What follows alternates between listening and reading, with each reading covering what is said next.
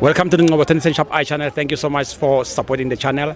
If you haven't subscribed, please just click the subscribe button and help us reach 10,000 subscribers. Eitada.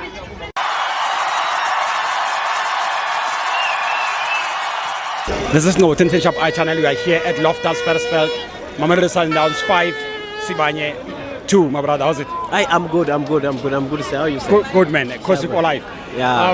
How do you feel about the game tonight?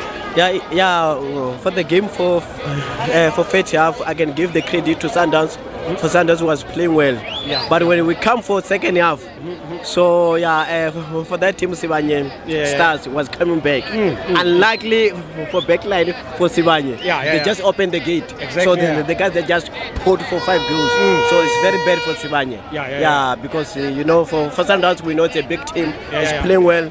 I just congratulate for Sundowns. Because Sundowns, even if it's a big team, so it's doing the good job. Good job. Yeah, beautiful. Tomorrow you're playing free agents. Are you not afraid of them? Because last year, Milford FC show you flames. You know what? As a Kaizer Chiefs fan, we are going through a lot. We are not sure that we're going to win. Because for Kaizer Chiefs, we must talk that after game, but not before. We're not confident. Because we win today, tomorrow we lose. It means if we win, we can help today. But tomorrow, if we lose, we just cry. That's why when you win, you make a lot of noise. Eh? Yes, we make a lot of noise. So especially for us. We're driving a lot. We use a lot of money. So when we're getting a loss, we just get inner. But outer side, we get happy. But inner side, we just cry. Because always, for Kaizer Chiefs, it's not the team that we can predict that they're going to win.